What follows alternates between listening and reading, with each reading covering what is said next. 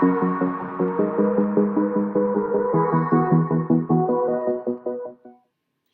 guys, Katie Mild. Welcome to this week's Money Minute. So I want to talk to you quickly today about the time-old tale, the old debate that we've all heard so much about.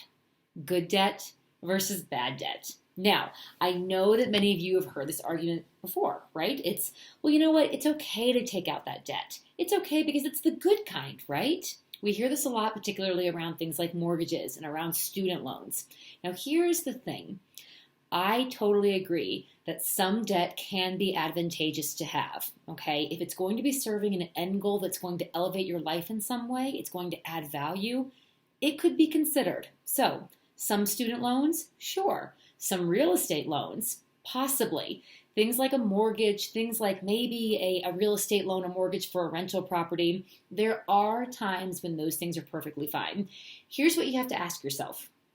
Is this debt going to help me achieve a specific life goal? So again, if you are taking out student loans to get you through medical school because you got into a competitive program, it's been your dream to be a doctor, and you need $200,000, maybe $300,000 to get you through it, that is something to consider, okay?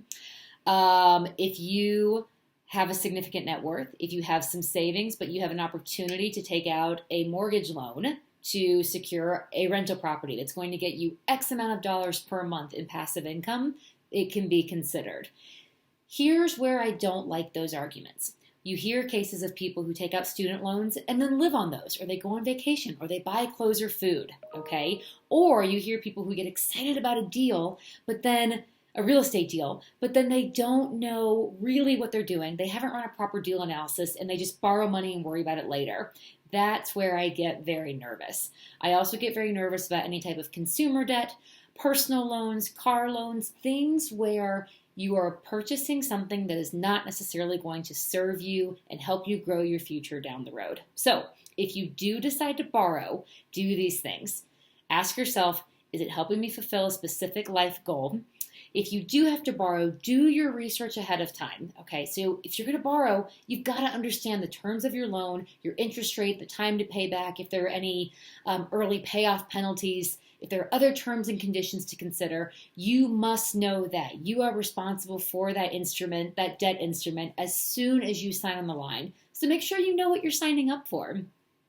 And then I also want you to know your exit plan at the start. So build out a general strategy for how and when you're going to pay off the debt. So if you're planning on borrowing for tuition, borrowing student loans for tuition, fair enough. Don't borrow living expenses, go get a job, exhaust all other options first, look at scholarships, and then come up with a plan to pay off that debt as quickly and as early as you can.